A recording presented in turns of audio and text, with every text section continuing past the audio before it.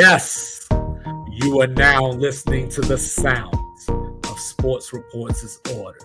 And it's a little bit like this, like that. I'm going to move along. And if you notice here on the screen, you will learn that 2-5 loves catfish more than fried chicken. I got with me the one and only, the world-renowned, even killed, born in Texas, raised in VA, representing New Jerusalem. He wants you to stop being ignorant and acknowledge the fact that the Statue of Liberty is in New Jersey. He is Mr. Logical.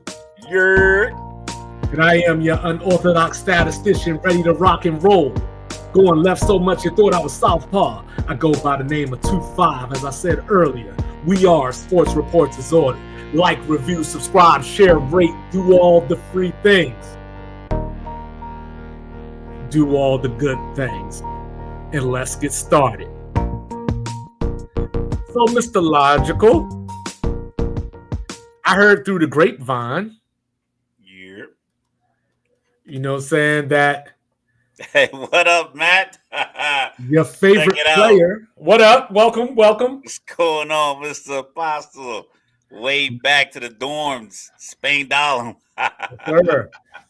You know, I heard through the grapevine that your favorite player decided to take some time off.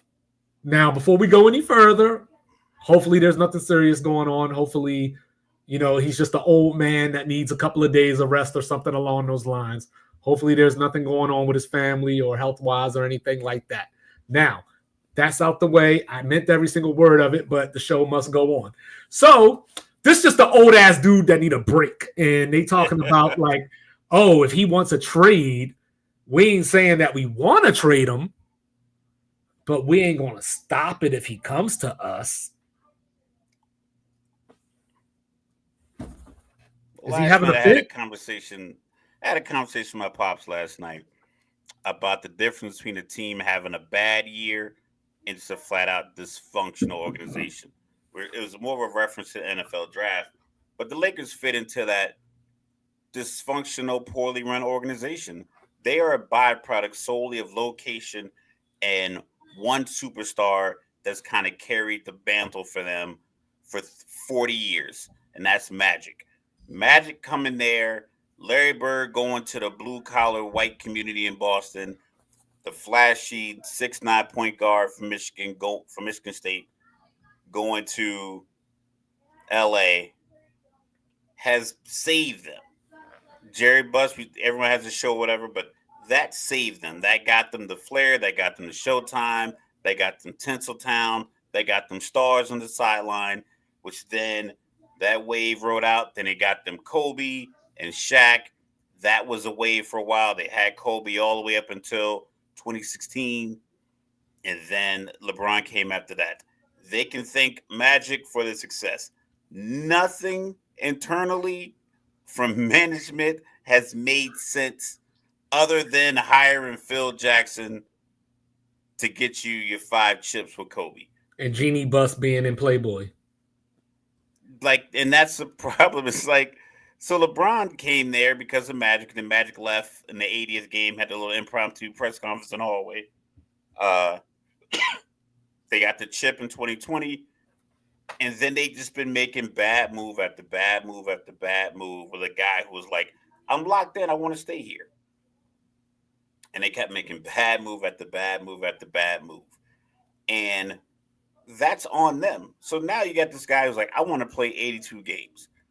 And we hear LeBron on the podcast with JJ Redick over the summer talk about, you know, players' intelligence and guys not being able to flip plays and how important that is to him. I think they might have a lot of players that have come through that building that don't operate. And he's probably tough to be a teammate of. But you got to keep in mind, he's been elite for 25 years. He's been elite since 15. Like 15-year-old LeBron was playing against 90s pros and winning. So this guy's been upper echelon elite for 25 years. Yeah, that's why he got to go. Players, you got 25-year-old players on the team that don't understand that, I think. That's why he got to go. He probably I think if he didn't look and play as well as he did in the Olympics, I believe he probably be like, you know what, this might be my last year. And But I what think out toll of has that taken? frustration, Because he hasn't looked good this year. I mean, you're getting 23 on 50% shooting, 8 rebounds and 9 assists. 23 and a half, 8 and 8. Yeah, and that 23.5 is still down from last year. The shooting percentage is down from last year. The 3-point percentage the rebounds and is down by up. 6 points. You know what I mean? Those legs are getting tired, man. And look, you know what I'm saying? Shout out to Bronny, you know what I'm saying, with the 30 points last night. And you know what I'm saying? Chris B is in the building, the original Sports Reports is ordered fan, him and Alo Hilani. But but I'm just saying, like, at the end of the day, look, I hope nothing's going on, but it is kind of coincidental that he needs a break as the trade talk starts.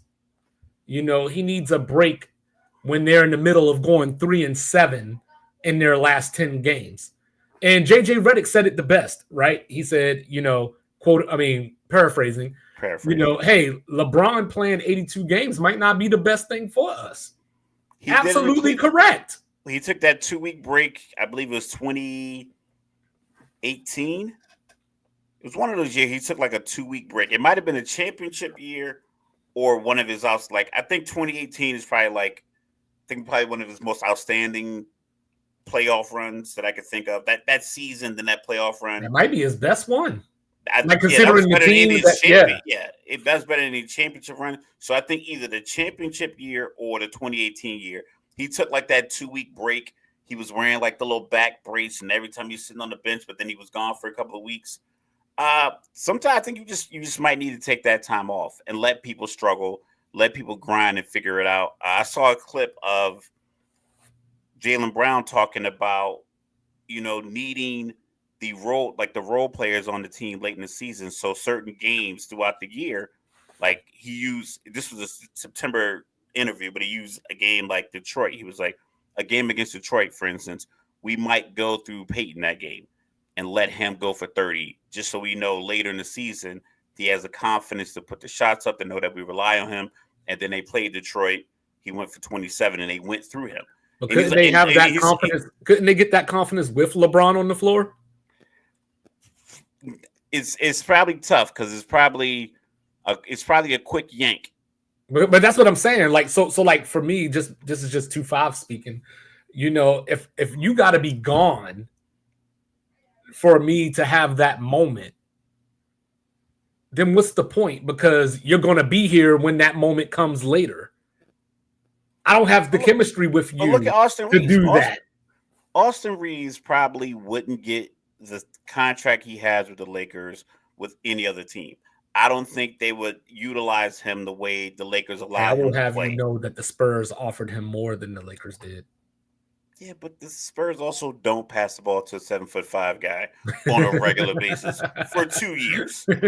So I'm just throwing it out there. The rim's 10 feet. I'm just trying to bring facts to a fact fight, okay? His arms are 11 feet long.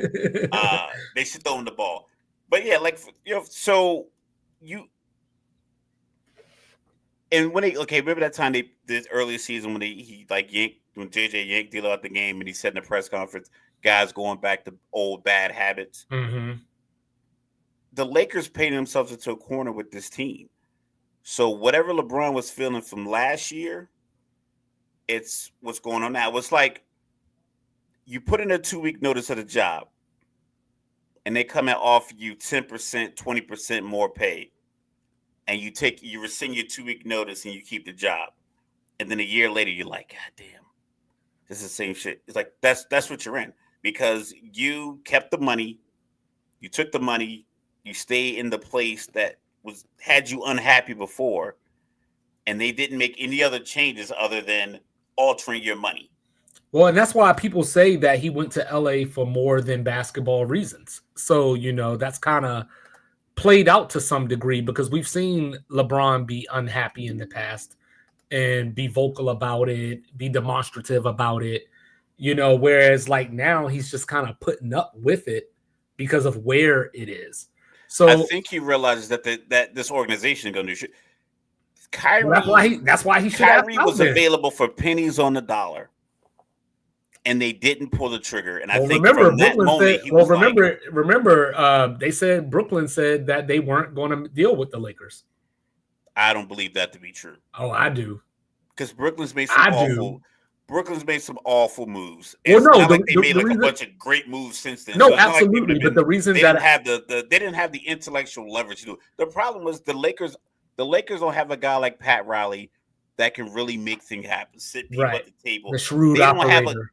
They don't have a guy that's respected outside of that organization. So the reason that I say that, though, is really because you got to remember Kyrie was coming off of the heels of the whole anti-Semitic thing, and that's why I say he was available for. No, I know, but what I'm saying though, I think that Brooklyn, and this is bad business, but I think they took a stance of, but we can't give him what he wants.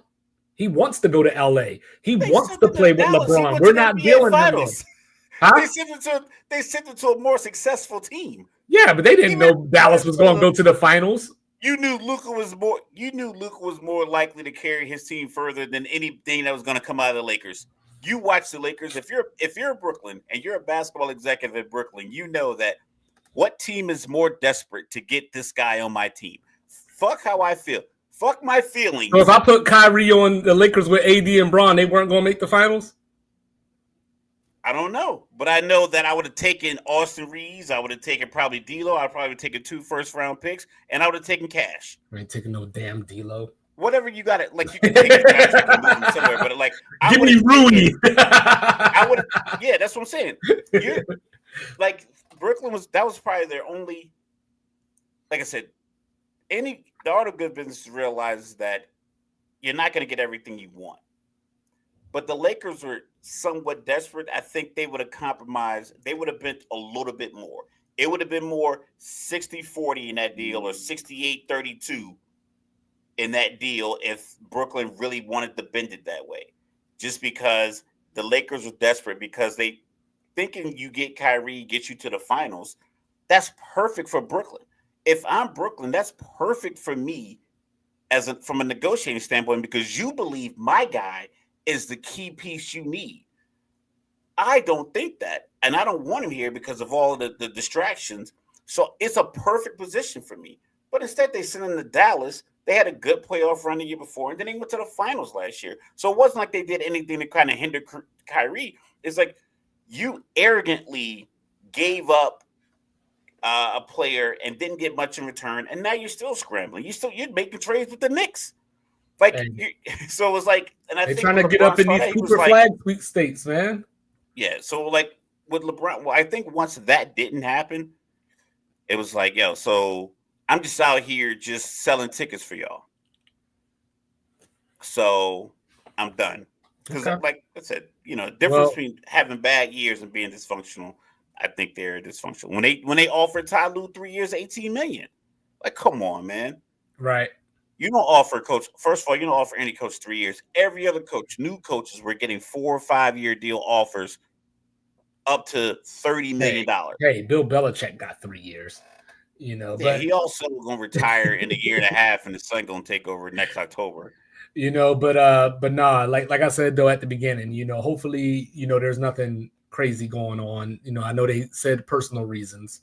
So hopefully he just needs a break for real and just get away from the Christmas shopping, watch his son play some more basketball. And hopefully it's not actually personal reasons. So of course, this weekend we got some football. And of course, I'm excited because the Celebration Bowl is tomorrow. South Carolina State against Jackson State. We got South Alabama against Western Michigan. But now it's time to talk about the NFL. So on Sunday, Mr. Logical, we got 2 very big, monumental games that are going to go a long way in determining who has home field advantage. So first of all, we're going to start at Ford Field, where the Buffalo Bills are coming in after a loss where they scored 42 points and it wasn't overtime.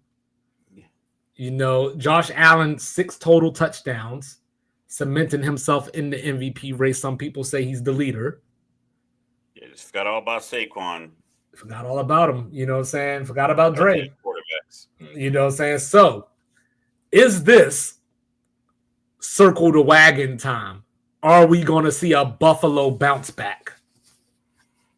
I like Detroit here. Well, I mean, Detroit does have a lot of injuries, a lot of defensive injuries, but not a lot of offensive injuries. And I think they put up points. Yeah, number one in the league. At home, I'm gonna take Detroit. I don't think losing 2 games for Buffalo is gonna be like, oh my god, the ceiling's falling in. I think it's just a matchup of 2 road games. The Rams are up and coming team. They have a veteran quarterback. He knows how to dissect stuff. The offensive genius mind of Sean McVay, and they were able to put up points. I think the explosiveness of the Detroit offense is probably going to be another game like last week. I'm thinking like 38-35, a lot of big plays. Hopefully, like I said, Detroit, you're looking that this is a potential Super Bowl matchup. I like Buffalo and the AFC to really make some noise in the playoffs. But this week, I like Detroit just because I think they're whole in offense. And you could just – I'm not saying defense is plug and play, but you can make defensive plays with your second, third string guys out there where if your offense is fully intact. Yeah, see, one of the things that separates college football from the NFL is in college football a lot, we talk about how weak your schedule is or how strong your schedule is. Whereas in the NFL, they're all professionals. In the NFL, a league like the NFL where there's professionals, a lot of times you can build confidence through winning. So when I look at Detroit, right, they lost way back on September 15th at home to the Tampa Bay Buccaneers. During this win streak that they're on right now, there's some Dallas in there, there's some Tennessee in there, there's some Jacksonville and Indy, Chicago in there. So, I would feel a little bit more comfortable if there was, say, a Philadelphia, a Kansas City, a Pittsburgh, so on and so forth. I think this is the first time, and Green Bay definitely challenged them last week, but this is the first time that I feel Detroit has played an opponent that should push them or should be able to hang with them. And I want to see how they react to that. So to your point about the injuries, not only are they injured, but a lot of those injuries are along the front seven. So There should be a game where James Cook and the rookie Ray Davis, from Kentucky, the team that kept Ole Miss out the never mind. So that's a different day. Yeah. So Buffalo should be able to run the ball, which ergo will keep Detroit on the sideline. Obviously, Detroit is going to aim to do the same thing. Dalton Kincaid should be back for this game. I think this game, like you said earlier, I don't think this game is going to be much different than the Ram game as far as the offensive output. The difference is that I think Buffalo knows that they need this game. They fell further behind Kansas City, with their loss last week. They're nipping at Pittsburgh now. So I know I'm being a little hyperbolic, but if I wasn't being hyperbolic, I wouldn't be 2-5. True. This is a must-win for Buffalo. You know what I mean? I think this is a must-win just from the standpoint of they've already exceeded expectations. So, if they finish the season, let's call it 12-5 or so, and they lost a couple more games, they're still further along than anybody thought they would be. Yeah. But that works if you're Arizona. That works if you're Seattle. You're the Buffalo Bills with the MVP candidate, potential leader, that has a bullseye on Kansas City. You feel that you would be Super Bowl champions by now if Patrick Mahomes was never born. So I think Buffalo got to win this game, and I'm going to pick them to do it. You picking Buffalo? Yeah, picking Buffalo. I call it 41-38. It's a hell of a game. Take It's the a hell of over. a game.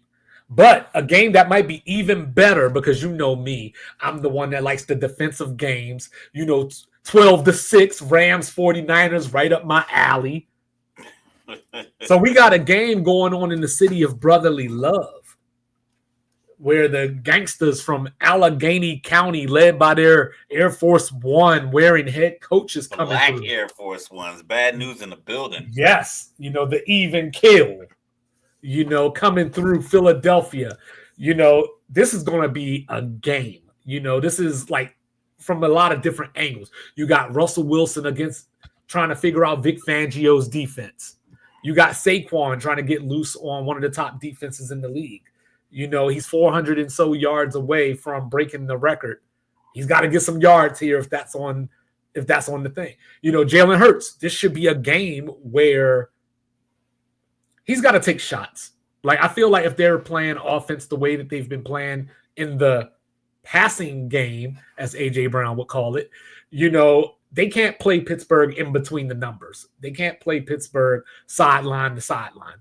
They're way too good for that. This is a tough spot for Philly, though. It is, but I think Pittsburgh can be had over the top. I just don't know if Jalen Hurts is the one that can do it.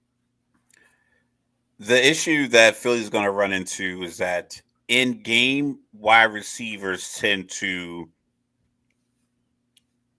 become potentially disruptive because there's nothing else they can do to get in the game.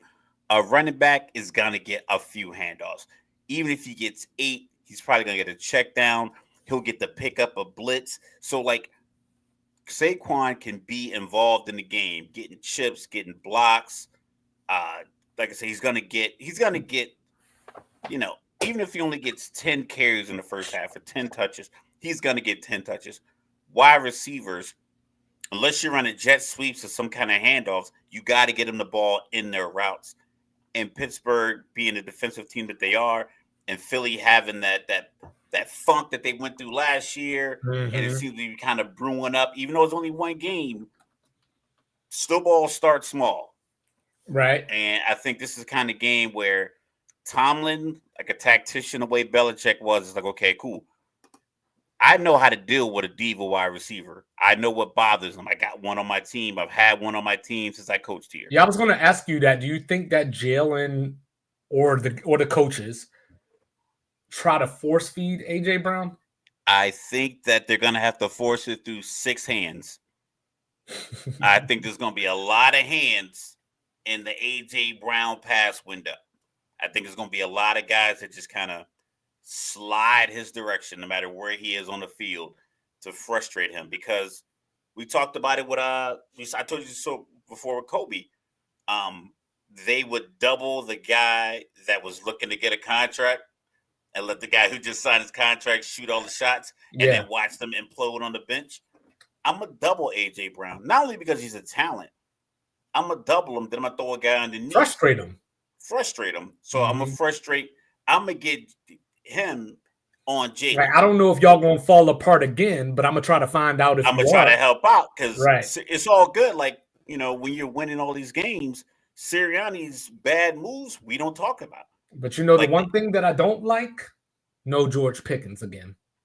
I don't like that. You know what I mean? Because now you're talking about Quinyon Mitchell having a field day on the rest of that receiving core. I think Pittsburgh is good with a 16-13 victory or a 15-13. Like, if they get 5 field goals or 6 field goals. It's interesting that you say that, because I'm picking Pittsburgh 19-14. Yeah. I think they'll be good with that, because it's this, like I said, tactician Belichick, that 13-3 Super Bowl. The NFL wants 33-30 Super Bowls. They want 35-28. They want the MVP to have 3 to 4 touchdowns, whether it's a running back, wide receiver, tight end, defensive back, whoever. They want points. Bill was like, we can win this game playing tough defense, playing a zone he hadn't seen all year. And I think Tom is going to be like, we're going to play this game by just jamming A.J. Brown, hitting him pushing him around. We're going to send people after Jalen, make him scramble, and make him run, make him take hits. And that's the main reason that I like Pittsburgh is I don't know how to word it. I guess the matching of wits of Mike Tomlin and Sirianni. The gambler versus the stay the course guy that isn't going to get spooked, isn't going to panic. Even if Philly goes up 10-0, Mike Tomlin stick to the plan. The pick six when Pickens fell against Cincinnati and he grabbed was like, that's not going to decide the game. Right. But Sirianni's like, hey, plays like that is how we lose football games. Right. It's a difference of tone. Yeah. And I think I need Philly to down with the guy from Bad News anyway. And Russell Wilson's from Virginia, so I'm riding with him too. And I need Philly to show me that they've matured from last year too. Because it's all good when you're winning, in all these things. You got an MVP candidate, but how do you react when you face adversity? Another, real quick, Kansas City's been winning all their games for the most part in, kind of fluky fashions. I don't recall Travis Kelce answering a question about, what does this offense need to do by saying pass it better or anything like that. Even though that could be the answer, or guys need to learn how to run their routes. You don't say that after wins. You don't say that after losses, but to say it after a win is that's the most damaging piece. If you saw the interviews, when you see the interviews from the San Francisco players this week talking about Campbell walking up the field, they lost. Okay, that sounds like the interview. Okay, these guys are talking, the coach is talking, the tone is okay, they lost. You watch the Philly interview, even the offensive linemen, I thought they lost to Carolina because I saw the interview clips first because I was busy all day. So I looked it up. I was like, they won. But it was just instead of feeling we battled back, it was we shouldn't have been in this position anyway. It's an arrogance that led to those kind of immature comments. I knew A.J. Brown was trouble when he walked in. So, Miami still trying to keep these playoff hopes alive. So I'm so upset with you right now. It's stuck in my head now. Hey, all I'm saying is the Houston Texans made the playoffs last year, and now their castles are crumbling. But so the Houston. Oh God. I mean, you would think it was a dead poets society. I'm gonna fight you. But the Dolphins are coming in, trying to keep their season alive, trying to keep their slim playoff hopes alive. Trying to stay out of trouble. Tua has been on a tear for the last month. No interceptions, 11 touchdowns. Besides the game at Green Bay, no blemishes for the Dolphins. The Texans coming off the bye, and they've been looking like crap ever since, say, week 3-ish. They can beat the Colts. So they're going to make the playoffs because they're going to win the division by default. Yeah. But I don't know how good or bad Houston is because at the same time that they've looked this way, I can also say, well, hey, Nico Collins went out for a couple of games. Stephon Diggs is out for the year now, so they had to adjust to that. But they got Miami coming in, Miami trying to make it to the playoffs. What you think? I like Houston at home. I don't know what the weather is, but I think they can play with the dome open. Mm-hmm. And if they can, I would. Okay. I'm gonna check the weather real quick for Houston. I want Miami if it's chilly. Let's open up this dome. Well, I'm taking Houston no matter what the weather is. I'll put it like that. Probably still gonna be warm. Coming off the bye, it's gonna be 78 now. I'll turn the AC on. You gave DeMeco Ryan some extra days to game plan for Tua in that attack. Tyreek Hill with more kids than touchdowns. I'm taking Houston. My man has in 2024 has created more children than touchdowns. God put us here to repopulate the earth, and Tyreek Hill just doing his job. Yeah, he's not doing the job they're paying him to do. That's for sure. He was voted number one player in the league last year. That's nuts. On the top 100, yeah. Yeah, top 100. The players voted him. But yeah, so you rolling with Miami?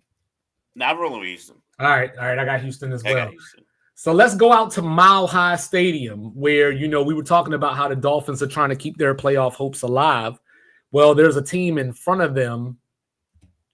Obviously, the Broncos are the 7th seed right now if the playoffs started today, but Miami also has to jump over the Colts. The Colts are going to Mile High this weekend. There's going to be some wind. There's going to be some weather, which is a great thing because that means Anthony Richardson is going to throw less. The bad news is Denver is still number 6 against the run anyway. So I don't know how the Colts move the ball in this game. And on top of not being able to move the ball, I don't know if the Colts can stop the ball, because if you look at third down defense, they're 23rd in the league, so they can't get off the field on defense. Sean Payton versus Gus Bradley. I'll take Sean Payton all day in that matchup. Yeah, and another thing with third down defense is also, I think because as a fan of the Falcons, it also extends to third down offense for your team, because a lot of times teams that can't move the ball end up putting the entire defense back on the field. So eventually it's going to be the dam breaks. It's going to break because you got, especially if you have a guy, like if you don't run the ball well, but you run it a lot, at least the clock's running. It's time being taken off the clock. But when you have a bad passing offense, like I said, the Falcons had for a couple of years where it just was, they couldn't make anything happen in the run game. So second and third down, both passes, they were incomplete. And the 3 and out the drive would be a minute long. And you kicking it back to a team that runs the ball and they're running it for 7-8 minutes in a quarter. And then eventually the third down, it just breaks down. So I think a lot of that is, one hand's not washing the other in that regard. Whereas Denver, they keep it simple. They have a rookie quarterback. And the formula for a rookie quarterback is to run the ball well, get them easy throws, play solid defense. And they have a veteran coach, even though I don't really rock with him too tough. I just think that he understands that, like, listen, he probably wanted Russell Wilson to do Drew Brees-like stuff. Mm-hmm. And he was like, listen, I'm not Drew. Like, I don't know what all this stuff means. Like the way you want it. I don't know. Like, I don't know what you want. You just got here. I just got here. I had another guy last year. You want me to be the guy you were coaching for 7 years, 8 years. And that's not going to be the case. Whereas Bo Nix, like, listen, I don't know the difference between an NFL defense. So whatever you tell me is what I'm going to believe. This is what I know. So I'm just going to hit these spots. And then, like, he yelled at him on the sideline at one time, like, man, fuck out my face. Be punting. It is what it is.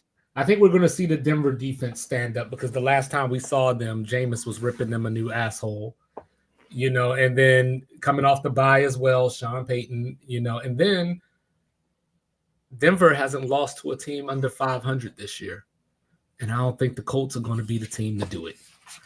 Correct. All right, let's go to Sunday Night Football. This is a game that I have tossed back and forth, and I just, I might as well flip a coin right now, actually. But you got Green Bay going to Seattle. When these two teams get together, it's always drama. I think about the Golden Tate touchdown that really wasn't, but was. With the replacement refs? Yeah. Then you got the, NFC Championship game. All the Packers had to do was recover the onside kick. Russell throws a touchdown pass to beat them in that game.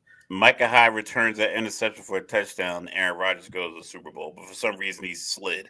Yeah. Get points. Yeah. So good news for the Packers. It sounds like Romeo Doubs and Jair Never There Alexander is going to be back for this game. So, and as the One Mike podcast told us the other day, Jair Alexander is the thing that keeps that defense running. Xavier McKinney is the ball hawk that makes plays. Jair is the old reliable that shuts down the side of the field. Yeah. So, 4 straight wins for Seattle. As I look at this, I don't know what Green Bay is still. Jordan Love, has been topsy-turvy a lot this year. Kenneth Walker looks like he's not going to play again. So Zach Charbonnet. But here's a question, Mr. Logical, and this is a random ass question. So you have your Thunder and Lightning running backs. So Kenneth Walker is like your game breaker. Charbonnet is your 3 yards in a cloud of dust. Correct. Do you think that due to that, what's the word I'm looking for? Could it hinder Seattle's offense pace wise playing against a team like Green Bay? Now, I'd never think having balance at the running back position or that style, because I think that's effective. Because first, second, and third down, 3.5 yards per play is the first down. Mm-hmm. No matter how you slice, no matter how you get it. If Philly ran the tush push for 3.5 yards per play, they get a first down. It's not pretty, but I think it's about building first downs. You have big play wide receivers on the outside. You have reliable receiver inside. You have a veteran quarterback. You need that run game to keep the defense honest. So because if you make a mistake defensively on the back end, or if they just if they go zero coverage, cover zero, they bring everybody in the box and they send the house. You have weapons on the outside that can make them pay. Like we talked about if you think about that Rams game when they went to overtime, and they ultimately went for it in overtime and didn't get in, and the Rams ended up winning. But that was Jackson Smith and Jigma all the way down the field. It just was my guy is better than your guy in this moment, and I think they have that. So being able to run the ball with balance. But Jordan Love, he made some throws in this Green Bay game that are like he was making throws that say, yeah, this check that I get, I deserve. It was one play, a guy came free up the middle from Detroit. He did like a little shoulder lean, shout out to Young Dro, stepped up and threw it like a deep crossing route to Christian Watkins. Yeah. And the DB was underneath. It was a perfect pass. The touchdown he threw to Kraft, same thing. It was like he slid a guy, stepped up in the pocket, reset his feet, threw it. And it's like from every angle, it was like, how did this ball get through? If I was playing a video game and that pass got through, I'd have been pissed. That's how good these passes were. So, like I said, they're a fourth down stop away from Jared Goff fell on that handoff. Mm-hmm. Like if they mess that up, they get the ball back and they're beating Detroit and ending Detroit's win streak. So I think they have enough to beat Seattle. And Seattle's in a tough race in their division. The Rams are coming on strong. I'm pretty sure they're aware that the Rams are now 8-6. So who's Seattle head coach again? McDonald something. Mike right? McDonald, yeah. Since the bye week, Seattle has given up 14.2 points less than they did before the bye week. That's impressive. Who they play after the bye week? You know what I'm saying? Hey. Who are the quarterbacks they played? It don't matter. We just talked about this. NFL versus college. You building confidence. Some of these quarterbacks. I'm taking Seattle. That's what I'm trying to tell you here. They're going to make Jordan Love feel like he's having a cruel summer. Oh, my God. Tampa Bay. Tampa Bay, the new leaders of the NFC South, going up against the Chargers. Justin Herbert apparently has a busted ankle to go along with his leg contusion. I don't know if I've ever had a contusion. That's such a crazy word. But this is the number 1 defense in the NFL against the number 5 scoring offense. Justin Herbert has been killing it. Back to our conversation the other day where I was talking about how Jim Harbaugh doesn't let Justin Herbert close the games. Justin Herbert right now is on a 355 pass streak without an interception, which is 5th longest all time. Now, I might have just jinxed him, so he might. They brought it up during the game. Okay. So my first question is Lat McConkey going to play? Because if he doesn't play, I'm not sure. How this goes for the Chargers. What I do know, you ready? Baker Mayfield is an anti-hero. What I'm saying? He's going to come through SoFi, and I think the Buccaneers are going to win this game and keep their slight lead on the NFC South.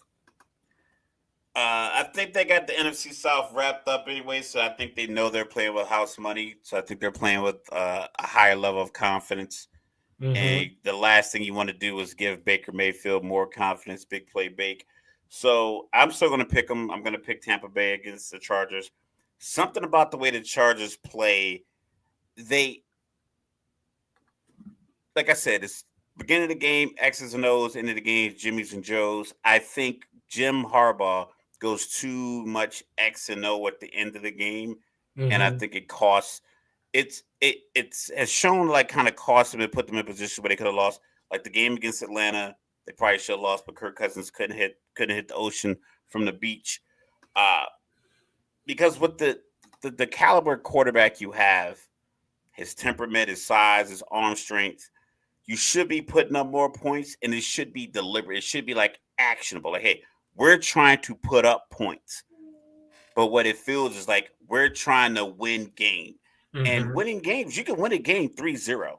You know, if you get a safety early in the game and you shut the other team out, yeah, you could win 2-0. So having the mindset of like we're trying to win the game is fine. But you also have to kind of marry that with we got to put up some points to make winning this game more probable. We can't. Kansas City went to have 13-0. And when they came out, had those back-to-back drives, like, okay, boom, we're on their necks. Let's stay focused. Let's not let Mahomes out of the box. Like, keep them in. Just play man-to-man with Worthy. Because everyone's screaming every week. I hear it mic'd up every single week. He can only run straight. Every single week I hear a different DB on someone's microphone, whether it's a coach's mic, whether it's a ref's mic, whether it's the NFL films mic. Someone's screaming out he can only run straight. So I think, listen, you focus on scoring points, not just winning the game. Because I think winning the game and solely focus on that, you lose the fact that, you know what? This 4th and 3, I think I got to play to beat that to keep this drive going. But it's like, I get it. You don't want to go for 4th downs every time. But there has to be a mindset of like, yo, let's go get these points. Because we have the talent to go get these points. I got the offensive line built to dominate the defensive line. Right. Put them into action. It's like you got these pit bulls, these guard dogs, and you don't let them bite. So who you going with? I'm going with Tampa Bay just because I think he's gonna legislate himself out of a game and end up losing 23-17. Okay. So I don't know if Marshawn Lattimore will love the Saints forever and always. But when it comes to loving the Washington Commanders, I'm guilty of sin. With that being said, Marshawn Lattimore is making his return against his former team that he was traded from a few weeks ago. For some strange reason that is beyond me, Jake Hayner is getting the start instead of Spencer Rattler. He sucks. You know, now that Derek Carr has fractured his hand and may be out for the season, we'll see. But New Orleans has slim playoff hopes, and they're going to end this weekend. Absolutely. Cliff Kingsbury is going to come through like a hurricane. They're going to come through the House of Horrors. They're going to expel the demons. Now, the one thing that I am concerned about is that neither team can stop the run. You know, so Washington's going to give up some rush yards. Even though run that damn ball, they're going to get down 10-0. That dude's going to fumble so many times because he's not going to see the blitz coming. It's going to be a terrible game. It's going to be, if you are a fantasy owner and you have an offensive player for the Washington Commanders, play them. If you have their defense play it, you're going to get 2 picks, and one of them's probably going to go for a touchdown. Right. You're getting a fumble recovery. The quarterback's going to fumble, throw 2 picks. And if they put Spencer Rattler in, you're going to get at least one more. And we don't know. Done. I didn't think they would be done at the beginning of the season until you told me they were. And I was like, nah, they'd be good. Nah, they are done. They are fried franchise. I don't know if Kamara's going to play. You know, he hasn't been practicing this week. But what I do not playing for these bums. But what I do know, I'm a 10-year veteran. I'm not lined up behind these inadequate rookies and getting my brains beat in for what? I'm still getting this check no matter what. The passion is over. This is it.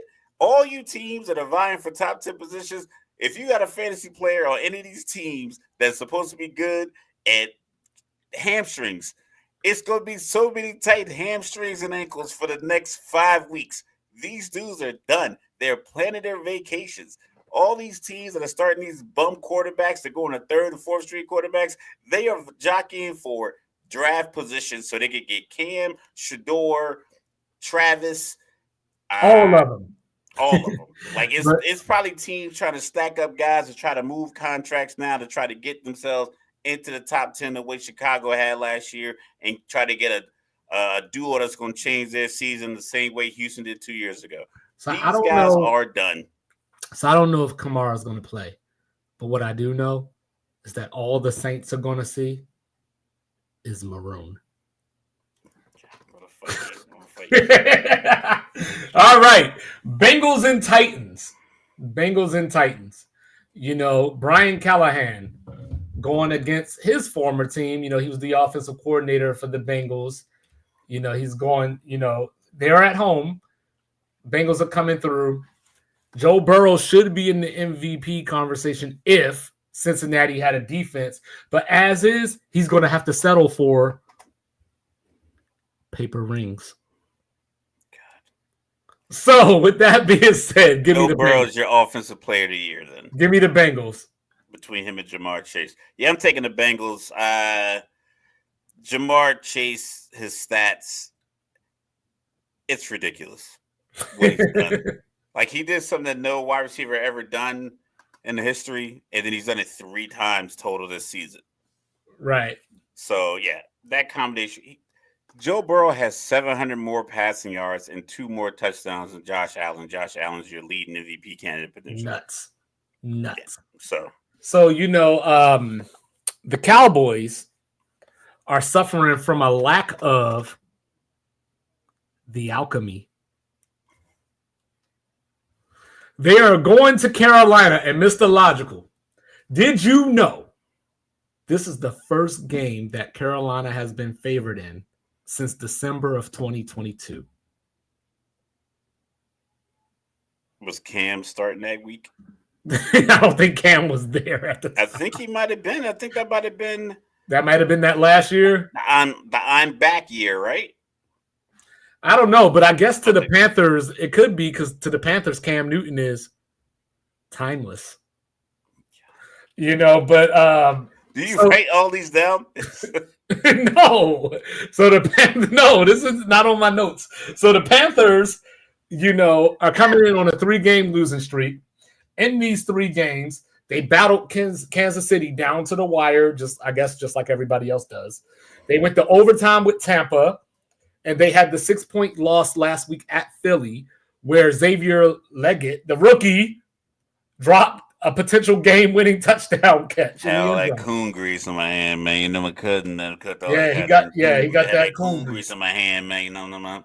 So Dallas on Monday Night Football lost a game in a way that I don't think I've ever seen a team lose a game before.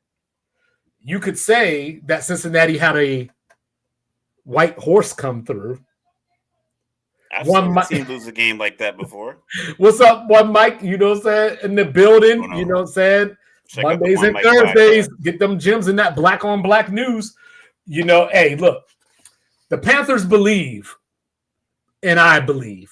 So sorry, Mike, but I'm taking the Panthers to beat the Cowboys this weekend. As am I, because you say you've never seen a team lose that way. I seen Leon Lett in the snow versus Miami try to pick up the blocked field goal. Then Miami recovered it and kicked the field goal and beat Dallas. So Dallas does stuff like this. Also, granted, they won the Super Bowl, but Leon Lett stuck the ball out and Don Beebe knocked out. Yeah, I was going to say, speaking of that play, it left me breathless. God, I'm going to fight you. You got the Kansas City Chiefs playing against the Cleveland Browns. I want to pick Cleveland just because of Jameis. This is one of those games where the Chiefs should win in a perfect world. In a normal world, the Chiefs would win this game 38-10. But they don't beat anybody 38-10. I think Jameis is going to get loose in this game.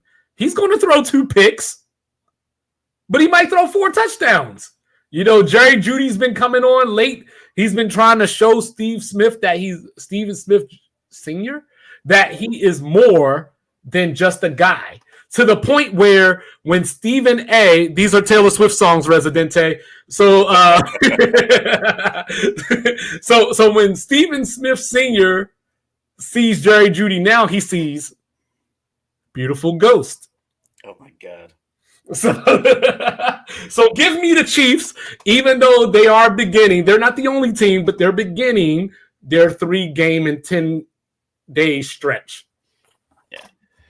I'll take Kansas City because it's just, I mean, only one team's beating them, and it's Buffalo. I do have a feeling that Jameis is going to get loose, and that's why I want to pick them. I just feel like Kansas City knows how to stop the bleeding. Jesus, 40,000? They know how to stop the bleeding, and they won't like Jameis could go out there and throw like a quick strike touchdown to Jerry Jeudy or Njoku. And Kansas City is going to come out the next drive, methodical, move the ball, maybe get a field goal, maybe get a touchdown. They're not going to come right back out and turn the ball over. You know, like something another team would do because they're pressing, because they're favored and they should beat this team. And this team just, you know, I think Andy Reid, you know, the man at the top of the mountain, man at the helm, I think he'll keep them even killed, a lot like myself. And Kansas City will pull out the victory. It'll be low scoring. It won't be like a crazy shootout. I say 23-20, 24-21, something like that.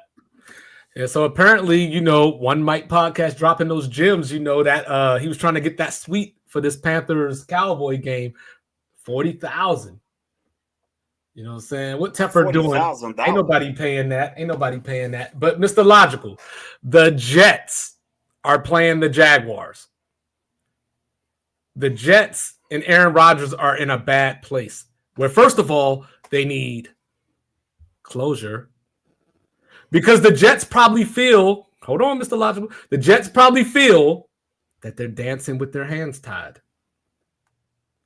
So they're playing against the Jacksonville Jaguars coming off an unreal upset over the Tennessee Titans last week. Both of these teams are 2-7 in one-score games. Brian Thomas is the one positive in this game because he's 11 catches and 15 yards away from breaking Justin Blackmon's Jacksonville Jaguar rookie record. So, you know, the Jags, though, are 31st against the pass.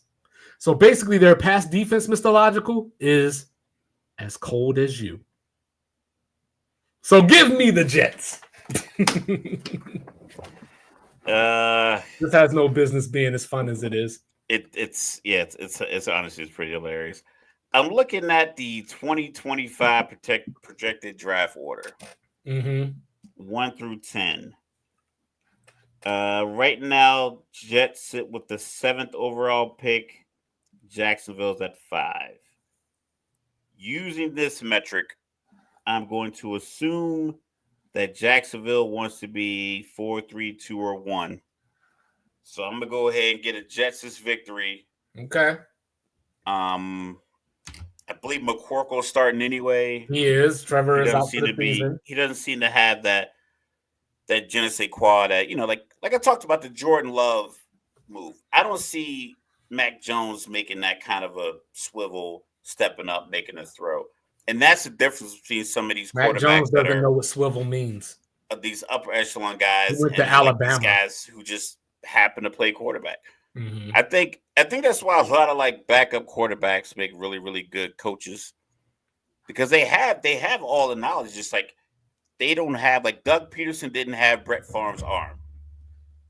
Like he was never gonna beat out Brett for the position, but it was like sitting there, learning from him, seeing it from a different vantage point. That's all. Also, why I think upper echelon players like Tom Brady would not make a good head coach. Michael Jordan would make a good head coach. LeBron wouldn't make a good head coach. I'm here to see it, though. They don't understand, like, what do you mean you didn't see that 3 plays early? You didn't see that he was going to slide here. It's like, nah, man, all I saw was the post And then I saw the linebacker underneath. He's like, "You didn't see that safety that came off of this route?" No, coach, I didn't see that because I didn't go to 10 fucking Super Bowls. Right. Like, I went to Louisville. Like, I'm a rookie. Like, help me out. But yeah, so yeah. That's why I'm going with Jacksonville to lose. Move themselves up, get a better draft pick, probably a guy like, the Heisman winner, Travis Hunter. Yeah. So if I had to say so myself, Mr. Logical, I would say that the Giants are down bad. Do you know the line on this game against the Ravens this weekend? Don't look it up. What you looking at over there? No. I'm looking at my paper. What you looking at over there? What's the line on this game, Mr. Logical? Baltimore 13.5. So it is not 15. It's 16. And I think the Ravens cover. And I'm going to just leave it at that. 16 in the NFL game? 16 in the NFL game. And I'm going to leave it at that. I think Vegas is saying, hey, you might want to fire your GM. Hey, but your boy Tommy DeVito is starting. Yo, listen, I love Jersey. I love it here. But I don't love it against the Baltimore Ravens defense. I love the story. If they played every game against the Jets, that'd be dope. It'd be like, the whole battle for the stadium. I think that would be dope. So if he played that game, okay, I'm rocking with it. But the rest of these games, it's unfair. It's unfair what they're doing to. It's unfair what the Giants are doing to the fans, and it's unfair what they're doing to the players, because you got guys out there really, really trying to win. Yeah, and it's obvious they're trying to lose. Yeah, and speaking of which, Mike, I'm glad that you said that because I get to say what I forgot to say. The Ravens under John Harbaugh are 13-3 coming off the bye, but not that it matters for this week. They were going to win regardless. Yeah. You know what I mean? So then you got the Patriots going out to the desert. And I must say, Mr. Logical, that at the beginning of this season, the Cardinals were giant killers. But over the last few weeks, I could say that Kyler Murray is the smallest man who ever lived. So Drake May in the last 8 games has more rushing yards than Lamar Jackson. Drake May is averaging 9.1 yards per carry. Running for his life. The Patriots are not going to win this game, though. The Cardinals are going to get right in this spot. I am here for the matchup between Marvin Harrison Jr. and Christian Gonzalez, though. That matchup is going to go a long way to telling us who's going to win this game. The problem is, does Kyler Murray throw it to Harrison? Does he throw it? Like, I think when you have he just throws it to McBride. When you have a player like and Michael Wilson with Matthew Stafford and Megatron, fuck it, Calvin down there somewhere. Julio and Matt Ryan, fuck it, Julio. Like, I see 3 Panthers jerseys and I see 1 number 11. He down there somewhere. I'm letting it fly. Justin Jefferson, Jamar Chase, a lot of these teams in quarterback combination, they just throw it up there. I don't know if Kyler Murray just has that kind of trust. Like, yo, dog, go get it. Like, he out 18 out there somewhere. I'm letting it fly. I'm giving him a shot. Well, Marvin Harrison Jr. gets open a lot, and he tells Kyler Murray, I'm right where you left me. All right. So then on Monday Night Football, we got 2 games this week.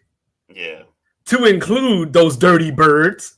But we're going to start with Minnesota hosting Chicago. Remember, they played a few weeks ago. You okay over there? I'm just sick of you. All right, keep going. Well, Caleb Williams has had flashes this year. He's, Caleb football, as we call him.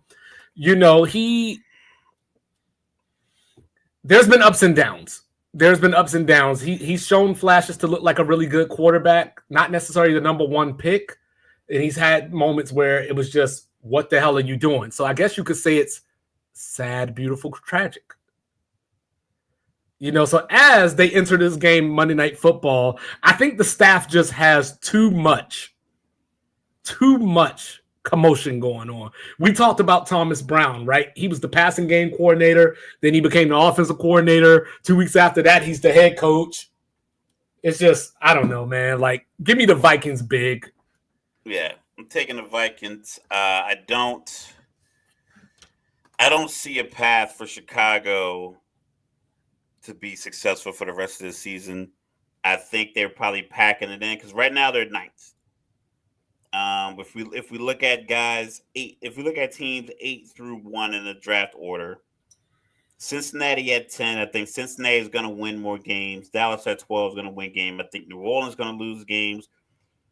So I think Chicago is probably going to end up somewhere around like where they are in the draft right now. It's between 8 and 9.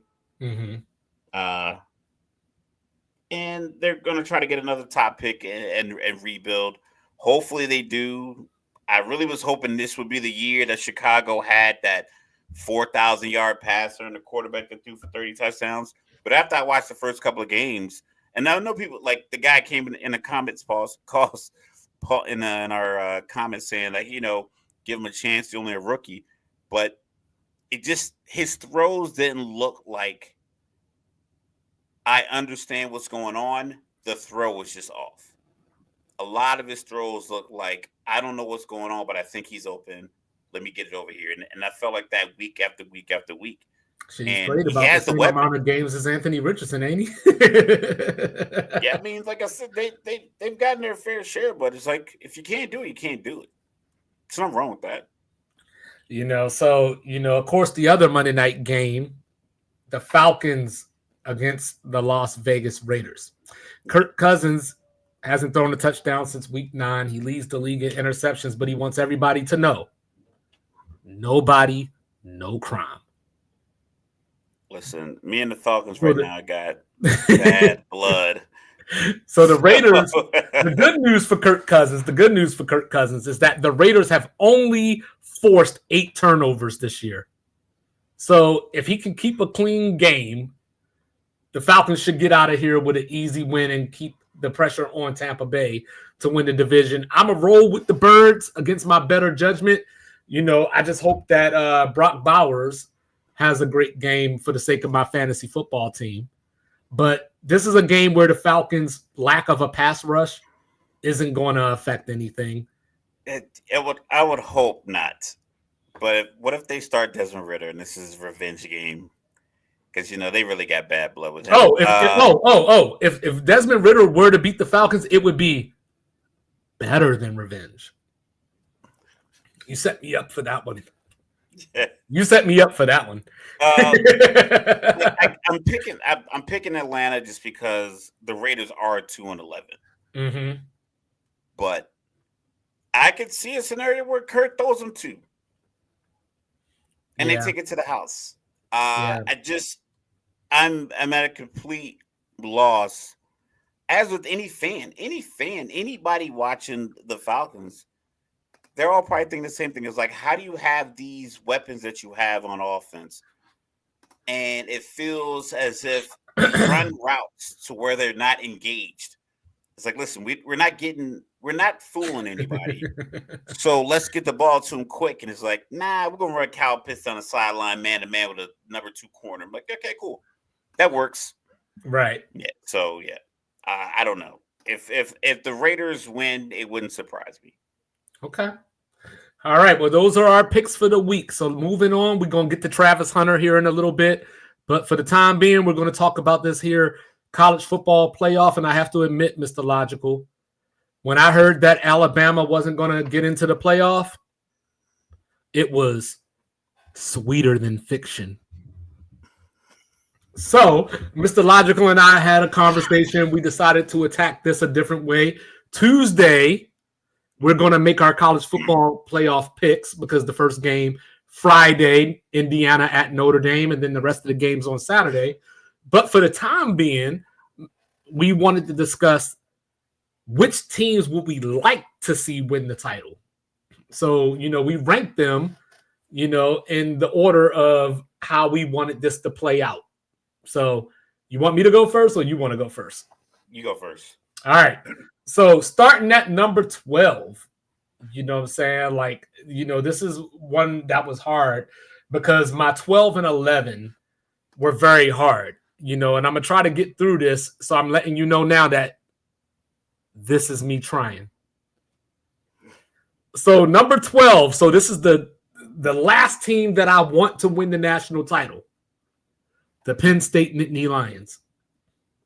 So I'm from Maryland, man. I was there for 77-7. I was there for that. Like when you go back and look at it, and I know I wasn't alive for a lot of this, right? But Penn State has just kicked Maryland all up and down, all over Pennsylvania and the state of Maryland. I like James Franklin. He was supposed to be the head coach of waiting at Maryland, but it just didn't work out that way. And just in case you were wondering how bad they were kicking Maryland's ass, the all-time record is 44-3-1. That's how bad they've been kicking Maryland's ass. Even though Stephon Diggs got a win against Penn State. Number 11, Notre Dame. So this is why I had trouble, because I hate both of these teams with beyond a passion. But I will provide Notre Dame a state of grace because I do like Jeremiah Love. I think he's one of the best running backs in the country.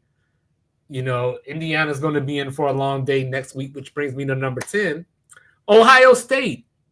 I don't have beef with Ohio State. I just want the Ryan Day drama. Even though the AD has come out and said that, he's not planning on firing Ryan Day. I'll believe it when I see it because, boosters get to talking, money gets to exchanging hands, and you never know what happens after that. Then you go to UGA, Georgia at number 9 of the least teams that I would like to see win the national title. If Georgia won the national title this year, Mr. Logical, it would make my tears ricochet. We'll see if Carson Beck can get healthy enough to play. I don't think he's going to play, but we'll see. Number 8, even though I live here, I have to put Texas on this list. I hate the Longhorns. I like Tennessee's burnt orange better than theirs. Even though Steve Sarkisian may be a mastermind, Texas just hasn't beat anybody this year. So on top of me not liking them, they don't have a win that I could point to this year to say that they deserve the national title. Number 7, Oregon, and that's where you get to the middle of it a little bit. Oregon, I don't have beef with Oregon, but, pick a uniform and stick to it, damn it. I'm the old guy, get off my lawn and all that kind of stuff like that. So basically, if they wear those uniforms that they won in the Big Ten championship game against Penn State, I want Oregon to jump, then fall. All right. Number 6, cover your ears, Residente. Coming in at number 6 is Clemson, or as I like to call them, my cousin Clemens. The reason that I have Clemson so low on my want to win is because they're tied. They are not written down. What I'm saying? I'm telling you, my daughter listens to nothing but Taylor Swift and trolls all day. But Clemson, the reason that I don't want Clemson to win a national title is because they are tied with Florida State in national titles. And Florida State started with a 3-1 lead, and Clemson came back and got 2. So I don't want Clemson to pass Florida State on the national title list. Then number 5, even though he's probably going to finish second in the Heisman race, I just can't get behind Boise State winning the national title. Like, shout out to Tony the Savant and all. I know Boise is like a poppin' city now, but I just can't get with it. I wouldn't mind it because, a G5 team winning the championship would just be gorgeous. But, I just can't get with it. It's not going to happen, so I'm not going to act like it can. Tennessee, number 4, I do like Nico Iamaleava.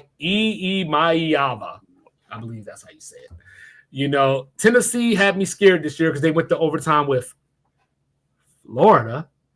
This year, they beat Alabama, though, so they're good with me, because we've learned over the course of time that Alabama is a false god. But, Tennessee, I love James Pierce on their defensive line. They're going to give Ohio State problems next Saturday. Make no mistake about it. Like, Ohio State does not have an easy first round game. And I know Oregon is sitting there in the second round going, I got to play one of these two MFs. So, but Tennessee's number 4 on my list. Number 3, SMU. So it's not just a Texas hate thing. It's not a Dallas hate thing. SMU from Gerald Ford Stadium, the school of George W. Bush. The SMU Mustangs have proven this year that they are fearless. And they're going to have to be, because they open up at Happy Valley next Saturday, and they have to keep their eyes open. But I would love for SMU to win just for the story. I thought they were going to struggle in the ACC this year, coming from the G5, because the offensive and defensive lines weren't used to that type of attrition. Of course, they went into the transfer portal, but you never know how that's going to work. So salute the Rhett Lashley. He should have been the head coach at Miami instead of Mario Cristobal, who manages the clock worse than Andy Reid. Number 2, the Indiana Hoosiers. Kurt Signetti, or as, Ari Wasserman and Andy Staples call him, Sig Nasty. That's my guy. He came from James Madison, representing Lynchburg, Virginia. Had James Madison on the verge, of going undefeated last year, but it just didn't work out. Indiana is one of those teams that they're a G5 without being a G5. He brought in a lot of players from James Madison. They had the easy schedule, so I can't, get mad at them because they didn't pick the schedule. Yeah. As far as out of conference, your out of conference schedule is set 3 to 5 years in advance, usually sometimes more 10. Than that. Yeah. You know what I'm saying? Yeah, more than that. So, and I'm sure James Madison is looking at Kirk Cincinnati and saying, all you had to do was stay. Which leads me to number 1, the team that I would like to see win the national title, the most mythological, and I don't know if you thought that I was going to say this, but I'm going to say Arizona State. You know what I'm saying? If Arizona State wins the national title, that would prove that I deserve a place in this world. Because Cam Scatterbull came out last week. He said that he was the best running back in the country. Nobody's talking about him. I don't think he's the best running back in the country. But he might be a top 4 running back. Be a great Patriot next year. Yeah, he's going to make a great Patriot next year. Great New England Patriot for sure. But if Arizona State wins this national title, I will sleep safe and sound. Oh my God! But there you go. That's my list.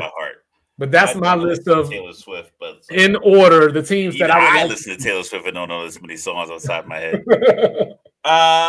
I'm going a little different, just because I don't want peace. I want problems. Okay. I'm going. I don't think a lot of the top teams should have gotten in. I get that. I get the what they did is like basically you played your 12-game schedule, you won 10 or 11 of them, and you were in. You were probably baptized in week 8 or week 9. You were pretty much locked in. Ohio State was locked in. As soon as they got to 10 wins, they were locked in. Like I knew that was going to be the case no matter what. For some reason, Miami is cast aside, but it is what it is. Right. So going from 12 to 1, Penn State at 12. Really? Yeah. I don't know. Is it just because you in Jersey? I wasn't impressed by their season. I don't think their offense is dynamic enough to be like crowned the champion for a team for that caliber. You be sitting up here talking about Andy Kodanicki. Yeah. So my next one at 11 is Clemson. I just think sliding in, with the championship game with 3 losses. I get it. You won the championship, but you had 3 losses before the game started. Mm-hmm. Just like you're at 9 wins. Were you a championship competitor before you won that toss up by 3 points against SMU? I don't really think so. So everyone's talking about all the teams they felt shouldn't have got in. I think that's one team that snuck in. Ohio State, because I felt like they should have fallen out of contention just because they should have saw that they don't have a big game quarterback. Right. Same way they felt about Florida State last year. I just wasn't a big fan of Ohio State. I felt like they should have. I don't think they should have been an 8. I think they should have been on the fringe, and they should have been one of the first teams out. just because you lost at home to a team that's had a poor season. I get it's a rivalry game, is whatever, but Miami lost to a team that was better, and they were sent to some castaway bowl somewhere on some island. Tennessee, another team that just kind of skated through with the strength of their conference. I don't really think they've been that dominant. They haven't really shown much. Notre Dame, just because I don't want Notre Dame to win. I'm just kind of sick of the bullshit of the fact plus that I hate Leprechauns too. That they lost to Northern Illinois. Georgia, their quarterback is out. They lost to Alabama. Carson Beck was, when he was out there, he was throwing the ball to the other team a lot, and people just kept acting like they're treating like it's the Stetson Bennett Georgia Bulldogs. It's not. Oregon, just because it's just Oregon, I'm just figuring like you're always going to be flashy, cool, but you played a super caked up schedule. With the exception of the Ohio State and the Penn State game. Like I said, I think offensively they're better. They were a better team than Penn State, and Penn State still put up 37 points. Texas schedule is kind of weak. I like Arch Manning, so I'm starting to lean more towards teams I would like to see win it. I know this Quinn Ewers chat talking about transferring to another Big Ten school for $4 million. If you think about the NFL, if you're going to go 11, 12, or 13 in the draft, you're probably on a better team. So going back to college for 4 years just to go to a team that might fire their coach and GM halfway through your second year, sign up for that if you want. But if you want to go to Oregon next year, or if you want to go back to Ohio State, I don't know if you can. I don't know how the transfer rules work. Oregon makes sense. I mean, they had old-ass Bo Nix last year, old-ass Dylan Gabriel this year. They're going to throw a bunch of Nike money at him. So, like, listen, if you want to do it, I get it. It's not like he's Cam Rising's age and he's bad old. He's still a young kid. So if you want to do one more year in Oregon and be the big man on campus, I'm with it. But I like to see Texas. I like that. Boise State, I know Genty, everyone's going to make the argument for him to win the Heisman. He didn't win. He won the Doak Walker and the Maxwell. So I would like to see his season continue. I don't think he's going to win the Heisman.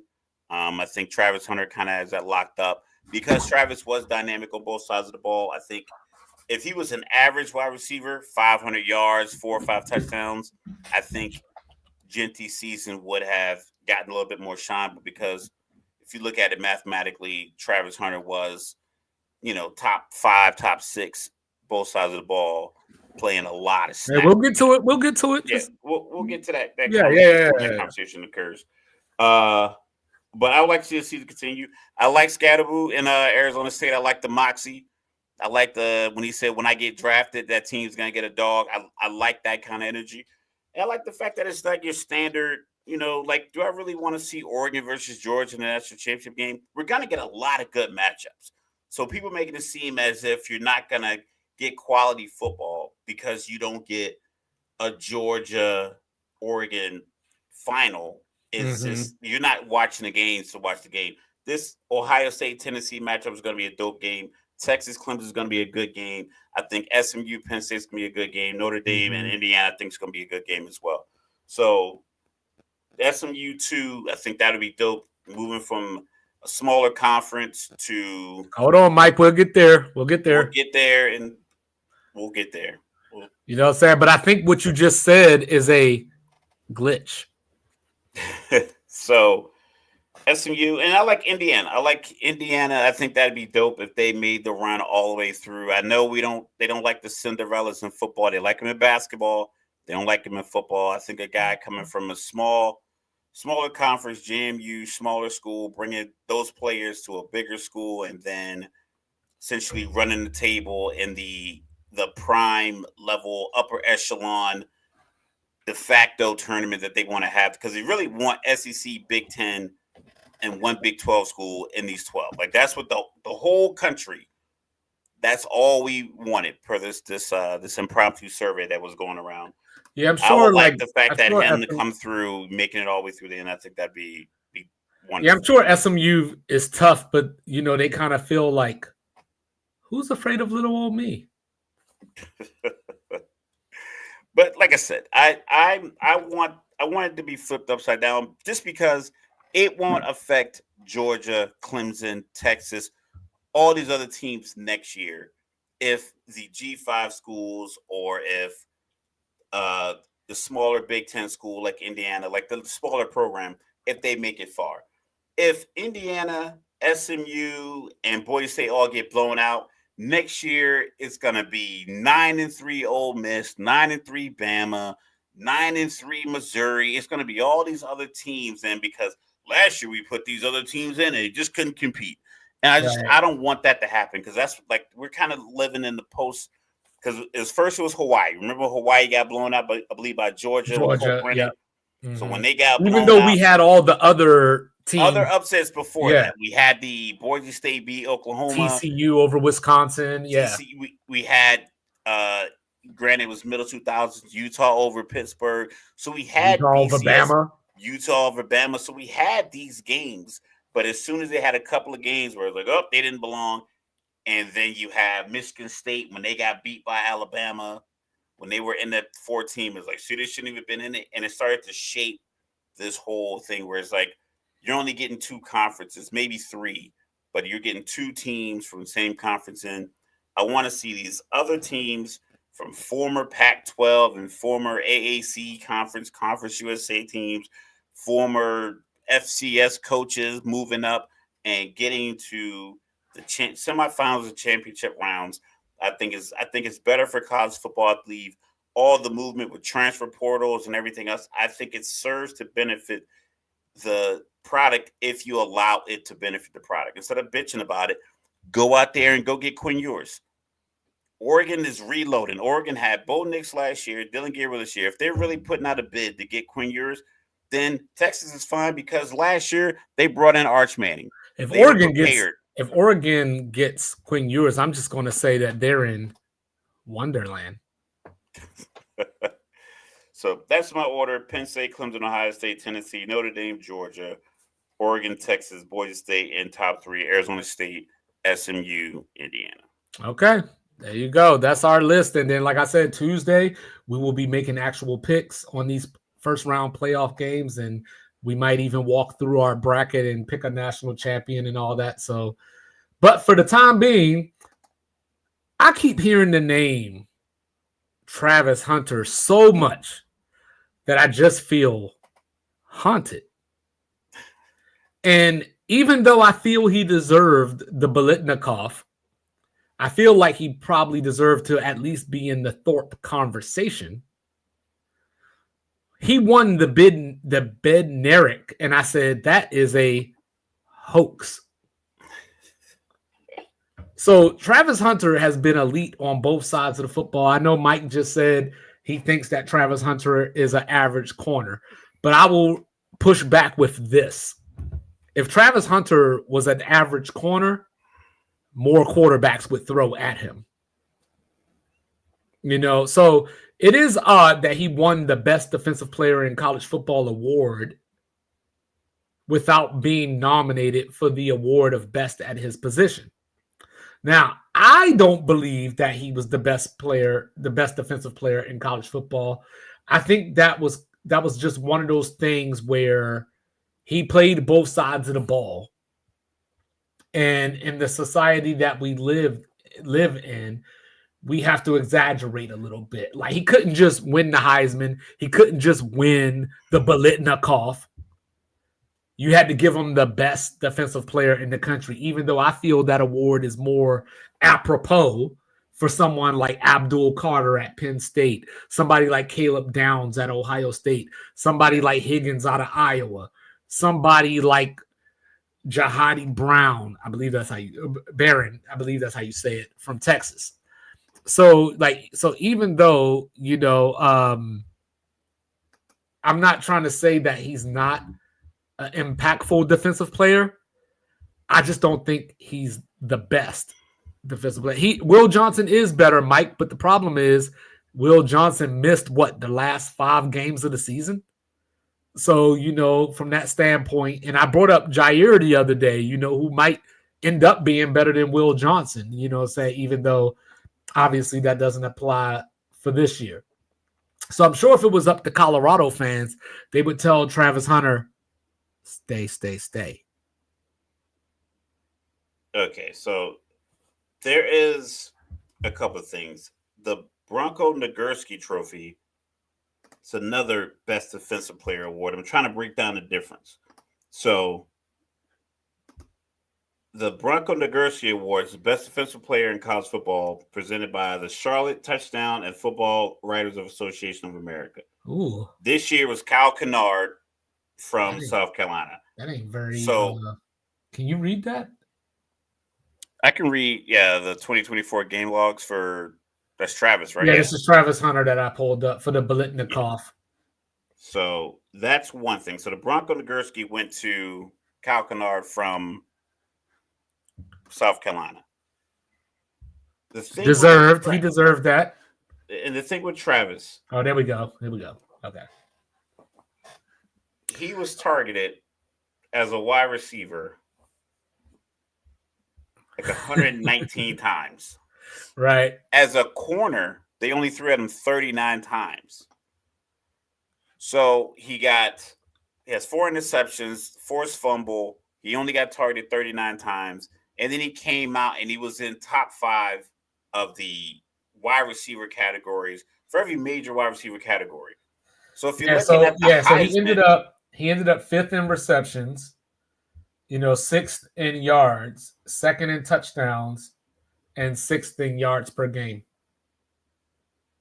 And he's not a wide receiver, that wasn't his position. That's what his position. And other guys on Colorado were getting targeted as well. Wester was your speed deep threat. Shepard was your big threat. They were getting the running backs involved. So it wasn't like it was a one-man band and he was being fed the ball by Shedeur. Yeah, and don't forget Horn. And the Horn. So it's like they had so if you are of the elk that what he did was average and what he did was subpar, like Dallas Mike seems to be, and I get it. Everyone has their opinion. I think what he was doing was elite because the numbers bear out that way. It wasn't as if because they could have thrown the ball. But he also had highlight catches too. Highlight catches, big play catches, big plays in big games, forced fumbles at the goal line. You know what I'm saying? But I feel like even though he's not a wide receiver, like if he wouldn't have won the Biletnikoff, it would have been like snow on a beach. But looking at his log here, so we got the log pulled up here, so obviously he started off the season with a bang against North Dakota State. But the Nebraska game, he didn't score a touchdown, but he had 10 catches for 110 yards, and they lost that game 28-10. So you could argue that he was the bright spot in that game outside of, Shedeur threw the pick 6, that changed the course of the game. Going down the list further, we ain't going to go through game by game, but the numbers are on the screen. Look at what he did against Baylor. So not only did he have 7 catches for 130 yards, and look at that average, 18.6. Defensively, he had the fumble in overtime, the forced fumble in overtime that secured the game. Yeah, like he had a he had 92 catches and 1,150 yards and 14 touchdowns at wide receiver, and also played corner and had 32 tackles and 4 interceptions. It's like he was only targeted 39 times. He was still playing elite on both sides of the ball. That's hard to argue against.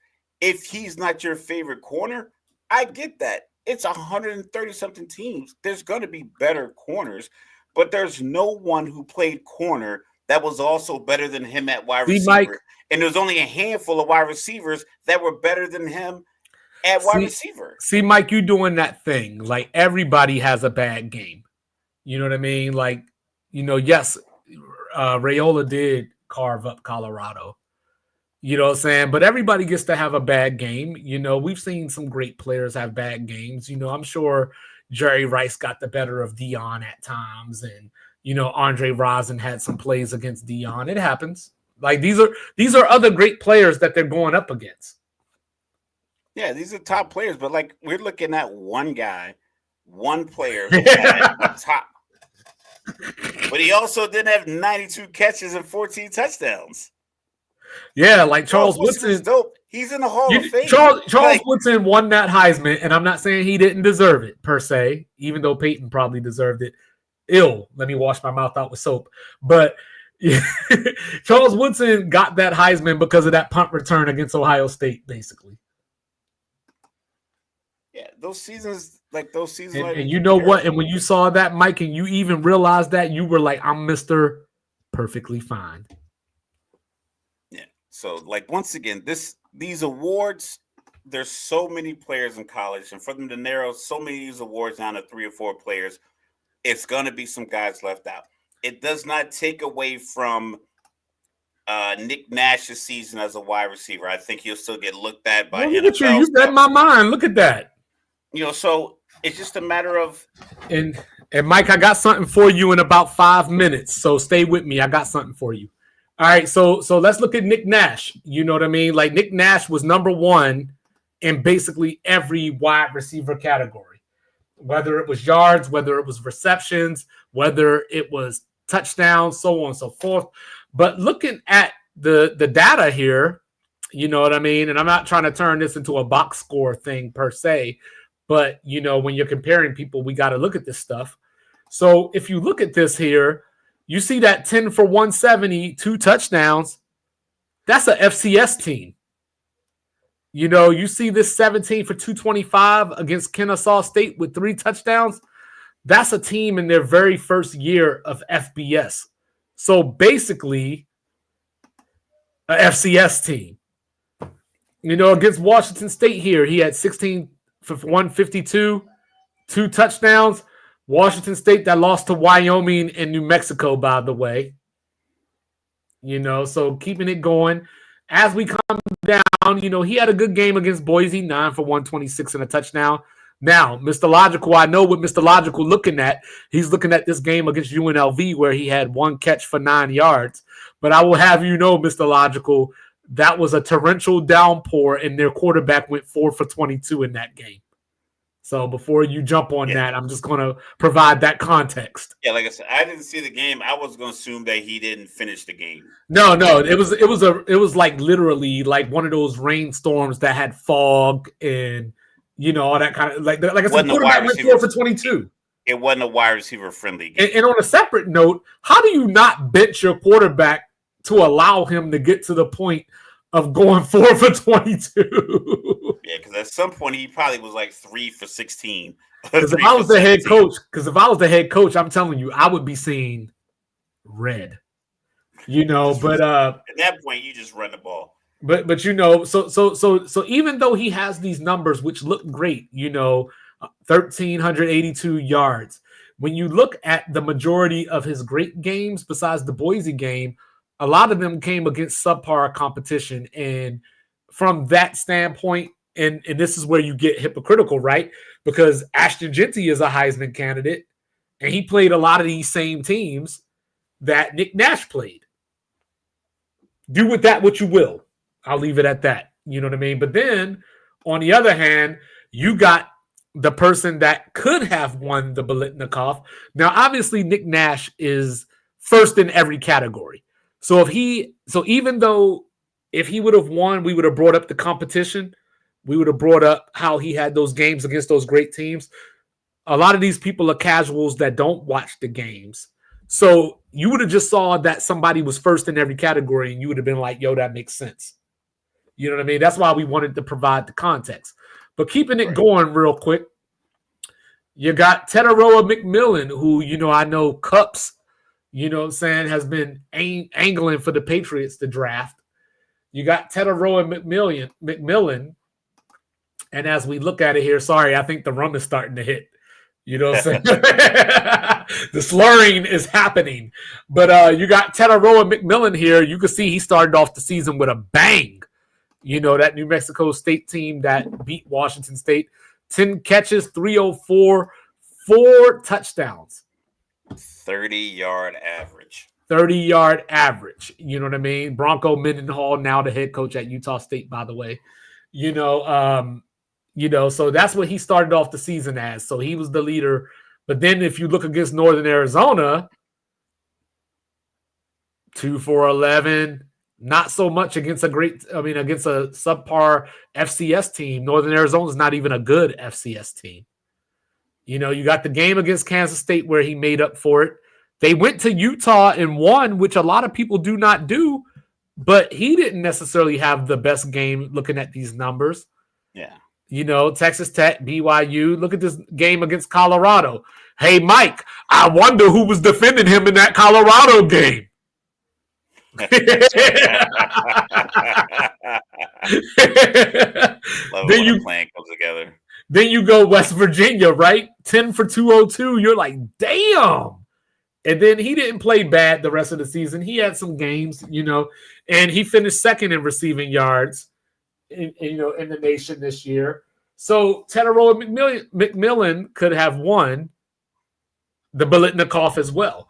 But everything encompassing, I'm not even saying that Travis Hunter, and I'm done with the Taylor Swift stuff now. But I'm too drunk now. But but as I look at this, and we look at Travis Hunter, like I said, he deserved the Biletnikoff. I'm not saying that he's head and shoulders above the rest of the wide receivers. But when we go back to last year and look at Marvin Harrison Jr., for example, he wasn't top 10 in a lot of these categories. Yeah, he was 40th in a couple of categories. Yeah, 43rd, I believe, in yards. And he won the Biletnikoff because, I already done fucked up, because his name is Harvin Marison Jr. Too late. You know what I mean? He had the big game against Penn State that Ohio State might not win without his presence. But when you go there, it's just one of those things. But, Mike, this is what I got for you. Mr. Logical and I was talking about this. We expect Travis Hunter to win the Heisman tomorrow. I would – you're an asshole, Mike. You know what I'm saying? Like, I wouldn't be upset if Ashton Genty won the Heisman. You know what I mean? He is – like, this season that he's had so far is the fourth all-time yardage running back in the season.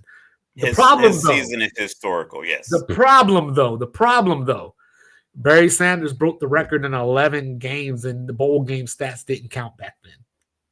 So, you know what I mean? So, if he does break the record in this playoff game, when you really look at it, it's going to be 3 games more than it took Barry to break the record. So, I don't want to knock him. Breaking the record is breaking the record. You know what I mean? And he also, if you go back and look at it, I believe it was 8 quarters that he sat out. So, he might have broke the record if he had played those 8 quarters, but Boise was beating on some subpar competition. But, Mike, This is what I got for you. So, Mr. Logical and I were talking about this before we came on because Mr. Logical tried to play me and be like, yo, I was arguing with some people that said that the Penn State tight end. First of all, I didn't say I was arguing. I said I was in one of my groups. Somebody had mentioned that Tyler Warren should have been considered for the Heisman. Right. And this was a few weeks ago, and I checked it. Because first, when they said the name, I was thinking they were talking about the Michigan quarterback. I was like, that can't be right. Y'all Davis Warren. Yeah. I was like, yeah, can't be. So I was thinking. Or Mike and Ernie Davis. Yeah. So then that's when I checked and was like, okay, they're talking about this. And you're going to make a great case why he should have been invited. And I feel like he should have been invited because this is the Penn State receiving numbers for this season. Now, if you remember against USC, Penn State was down 20-6 at halftime. He finished that game with 14 catches, 227 yards, had a rushing touchdown in that game. But when I look at this, right, and I've already done the math, so just kick it with me right here. So Tyler Warren had 88 receptions on the season. If you combine just the receivers, not the running backs, just the receivers on Penn State, they have totaled 92 catches to his 88. He has 1,062 yards. The next wide receiver is 324 yards behind him, and he's a tight end. But then taking it even further than that, when you look at it, Penn State's offense had a running back as their third leading receiver here in receptions, at least. But when you look at Harrison Wallace here, who was Penn State's best receiver, he had 39 catches. Their next leading wide receiver had 19 catches. So on top of that, Mike, this is the part that you'll love because you be hating. You know what I'm saying? The Penn State wide receivers had 92 catches. He had 88. Travis Hunter had 80 or 92 catches. So he had 4 catches less than Travis Hunter had as the Heisman probably winner, the leader of the pack. His team combined wide receivers had 92 receptions, but yet he didn't get an invite to New York. Where they do that at? And that's the problem with these awards, because I used to tell Mr. Logical about the NBA how I thought that Chris Paul deserved the MVP or two because of the impact that he had on teams, but he didn't have the numbers to back it up. In this situation, with Steve Nash, because Steve Nash filled with the playoff bag after they gave him MVP, so they were like, "Nah, we're just going to go most outstanding player in this category." But in this situation, that doesn't apply because he has 4 less catches than the guy that we think is going to win the Heisman. So you can't even say, oh, he only had 60 catches, whereas these other guys are in the 90s or whatever. He's literally 4 away. Yeah, he had over 1,100 yards from scrimmage and 10 total touchdowns. If Penn State's offense, it's a campaign. We all know it's a campaign at the beginning of the season. There's a few names that get thrown around preseason. It also depends on the popularity of your coach, your program. If you're an Alabama quarterback, you're probably going to be looked at as a preseason Heisman favorite. If you're Ohio State skill position player, if you are, I would say Oregon.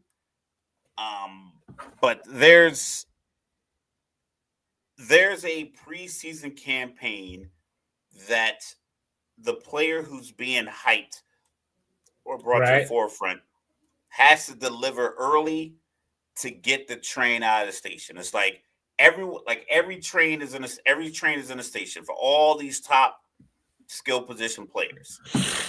You have to capture the excitement of the fan base in August and September. T-Mac with that 10 for 304, if he would have backed that up with a couple of weeks of 8 catches for 160 or 170, and he's sitting at around 600 yards after 3 weeks, then that conversation starts. His train's out of the station. Travis Hunter had big catches, almost impossible catches very early on. He had the forced fumble against Baylor. I believe that was like week 2 or 3. So his train got going. You got to have the games. You got to have multiple games early on the season to get the momentum going. After that, it's on you. Because a lot of guys catch, like Genty, same thing. He started off hot. He probably had a couple of games where I think he barely cracked 100. I think the game against UNLV, either he went from like 37 carries, 127 yards, or something like that. But by that point, he had already had 13 touchdowns and 1,000 yards after 4 games. And it was like, yo, are you guys seeing these numbers? So from that point on, it just was like just gaining momentum. Some guys who come on late in the Heisman, it just doesn't work out that way. Shador had good numbers, but the loss goes to the quarterback. So having the loss in the pick 6 against Nebraska slowed stopped the momentum for him. Right. So by the time it was already spun back up, Travis had his train had already left the station. This is getting on my nerves. I think if you keep going down, because it's like that website does that. But that's all it is. It's not I don't think it's an indictment on the talent of these players. I think it's just a matter of only a certain number of players can go. You generally, like I said when we first had our Heisman conversation, Dylan Gabriel's probably going to get invited because he's going to be the quarterback of an undefeated Oregon team. I personally thought it was going to be. I thought it was going to be Travis, Ashton, and Cam Ward. Those are the three guys. So I figured you were going to take, because this year is clearly the dual threat player and the running back were leading the Heisman for most of the year. I figured if they put a quarterback in, they were going to put a quarterback in that had the most astronomical numbers. I thought Cam Ward's number was going to be 44, 45 touchdowns. It was going to be like some crazy, because Miami's offense was so explosive. I thought he was going to have these gaudy numbers. And he was like, okay, cool. We're going to give the one quarterback. Appreciate it, Mike. Well, like and as then you can two see, real dynamic players. Well, as you can see, week 1 set it off for Ashton Jeanty. Yeah, like I said, so you're looking at what's that, 13 touchdowns after. So before October 1st, the conversation was, did you hear about this guy in Boise State? He has 1,000. What was it? Was that two? Round up 200. Nearly 1,000 yards and 13 touchdowns. And that's the thing, right? And that's the thing, right? They obviously Portland State is a FCS team, so they jumped on them. 11 carries, 127 yards. Like if he plays that whole game, he might already have the record. Yeah, he's going for another 2. We'll give him 2. We'll give him. And then look against Oregon, right? Against Oregon, look what he did.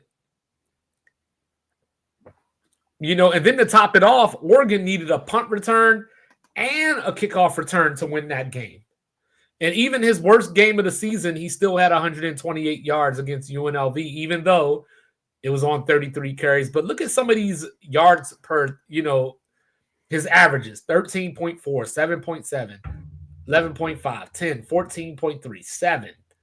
He's got an 8.9. When you got this 3.9, that was week 7. So so he had 217 yards, 7 yards a carry against Hawaii. So it's not that he had 14.3 the week before and only 7. He had 217. So like the momentum kept going. And so by the time he had that 3.9, the momentum was him or Travis.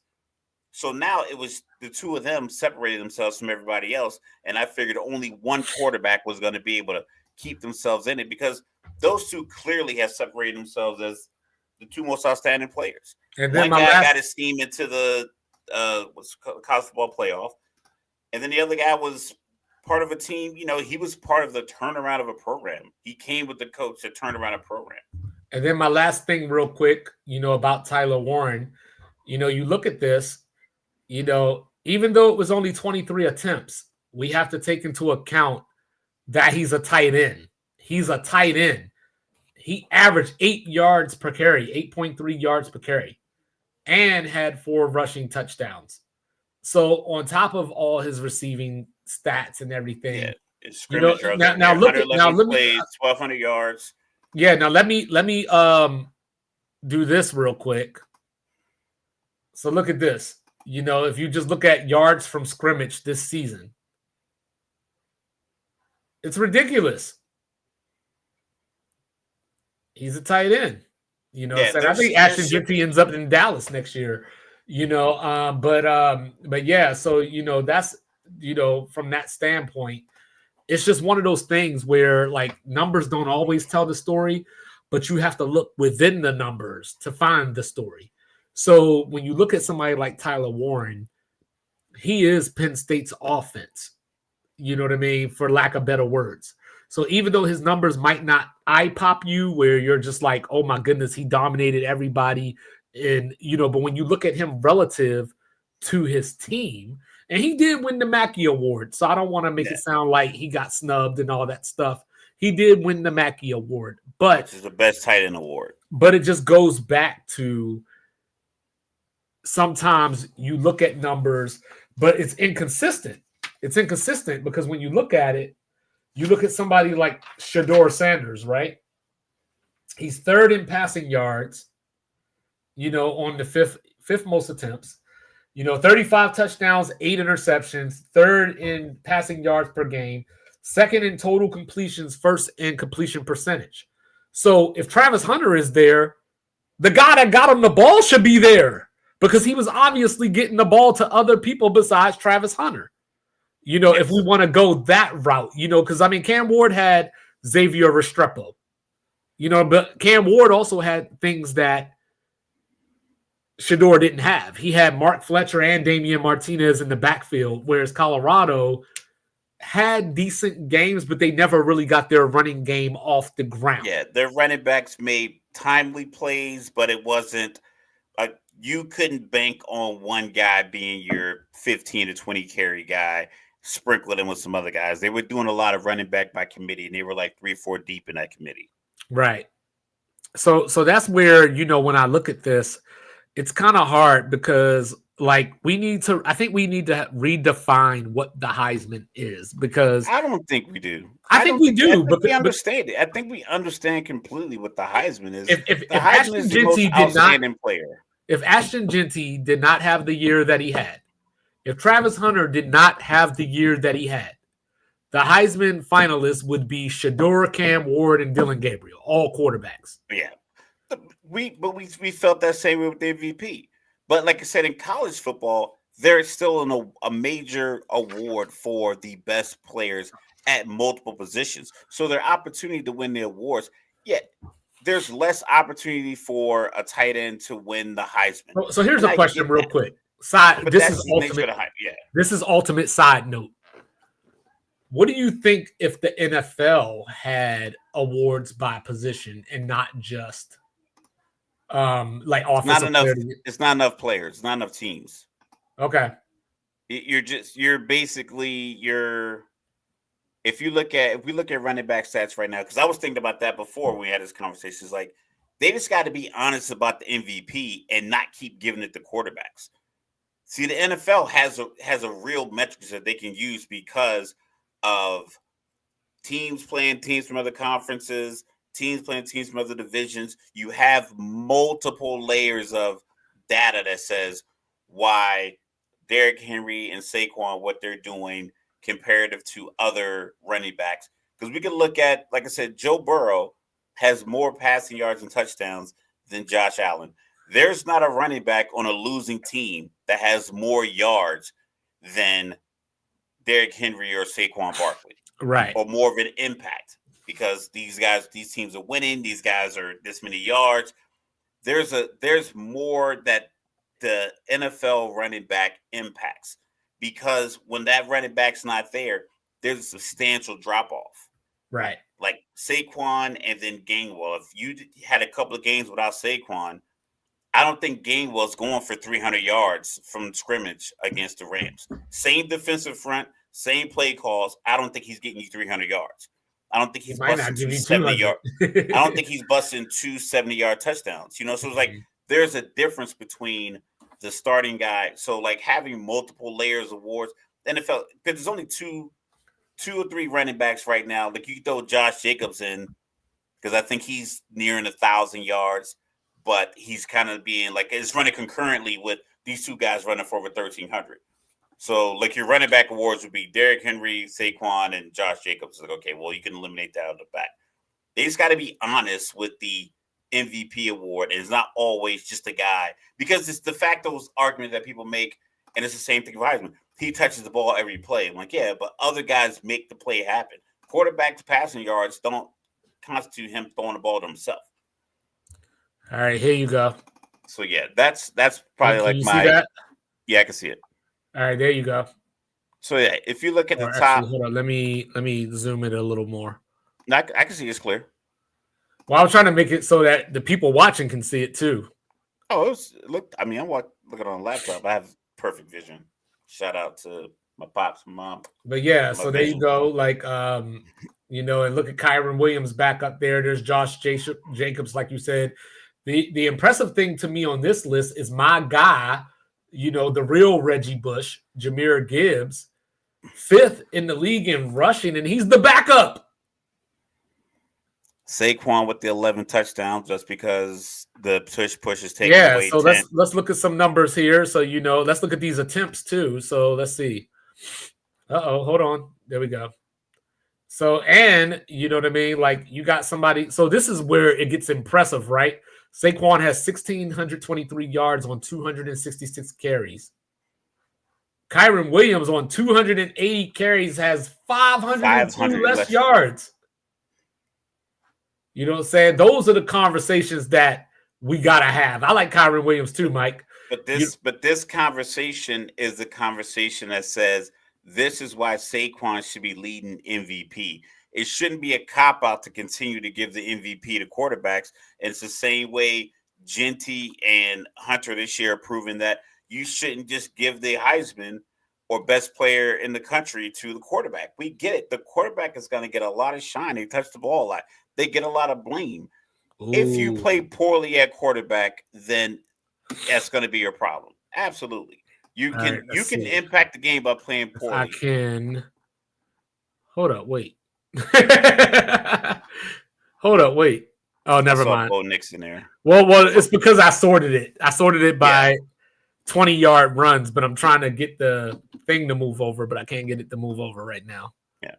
You know, but yeah, so that's where you get into these nuanced conversations because Josh Allen, you know, as you know, a lot of people's MVP leader right now, isn't going to have that much more passing yards than Lamar Jackson or than Joe Burrow, or, you know, obviously he doesn't have more than Joe Burrow, but, you know, but the quarterbacks are going to be lumped together where Saquon has obviously separated himself from the pack. Because even when you look at 20-yard runs, he's second in that behind Derrick Henry, and he's only one behind. When you look at 40-yard rushes, he's first by 3. You know what I mean? Like, so, you know, that's where you look at it and you're like, this isn't even close as far as what Saquon is doing against his position. So that's when you get into the conversation of whatever quarterback you want to put in the conversation.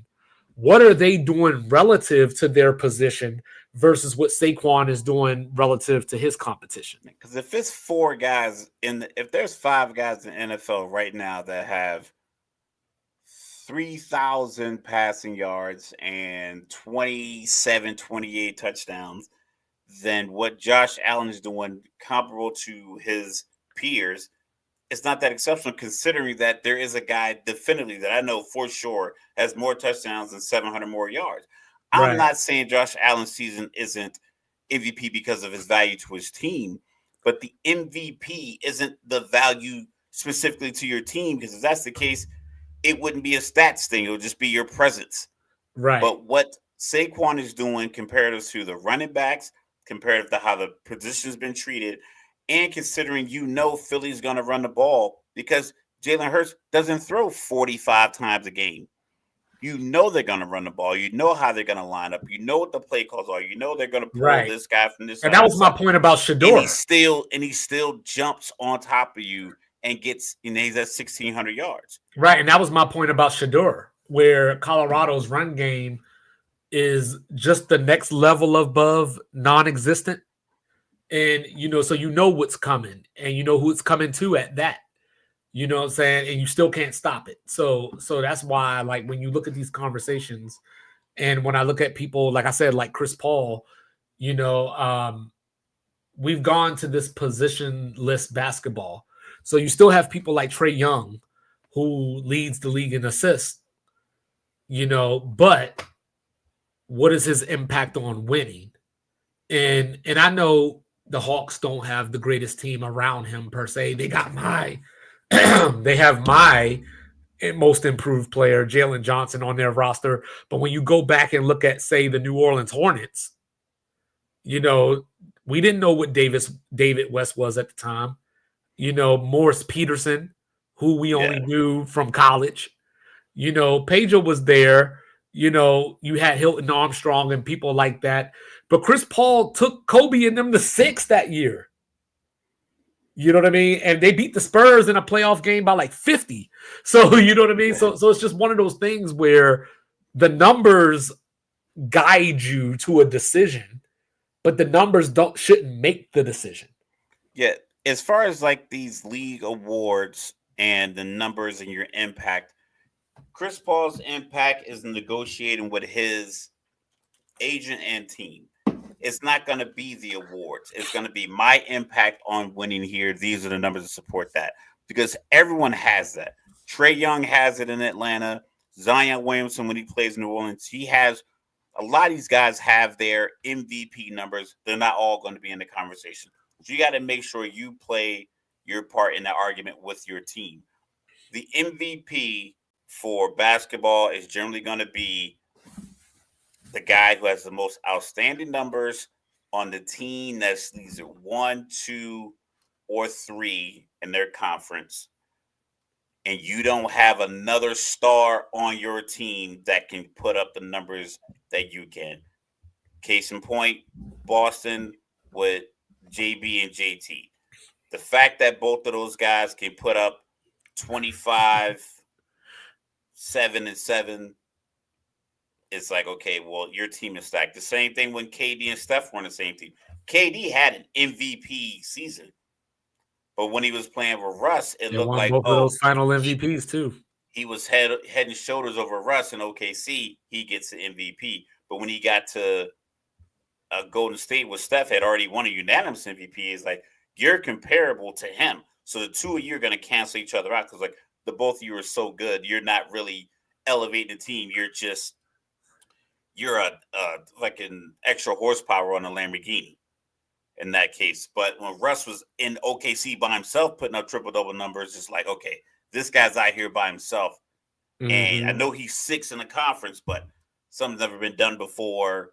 Here's your award. So there's varying, the pendulum swings every season, but for the most part, it's pretty simple.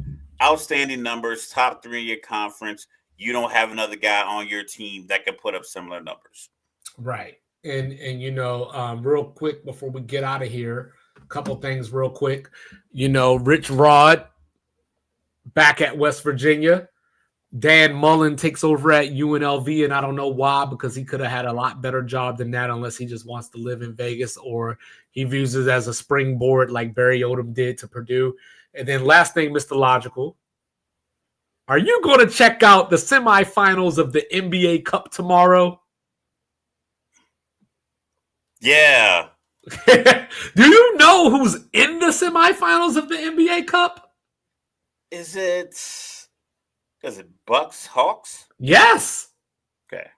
And then the other game, the West? Houston, Sacramento? Houston, OKC.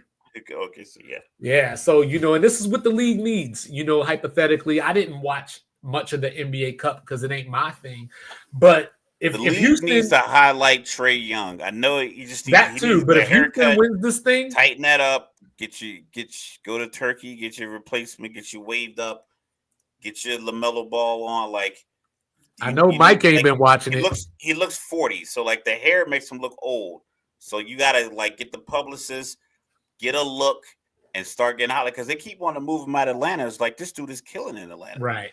But he's built for these kind of moments. They want him in another city. It's like, nah, man. Like they need to highlight him more. Hopefully, but I think the NBA is here for Houston winning it. You know what I mean? Like just from the standpoint of Ime Udoka is the redemption story, the young team, with the talent that is up and coming. So second in the West. So that might be a good look for the league. If Houston takes down Giannis in the championship game.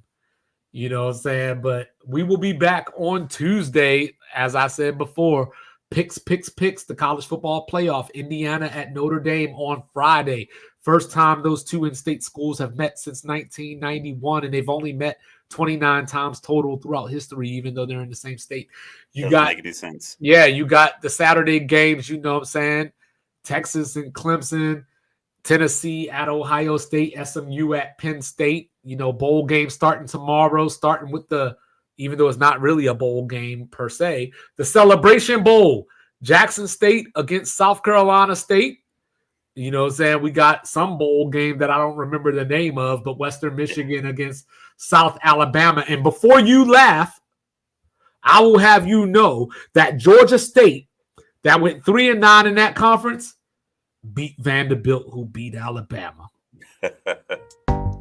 Holla at us. Like, review, subscribe, share, rate, do all the free things. do all the good things.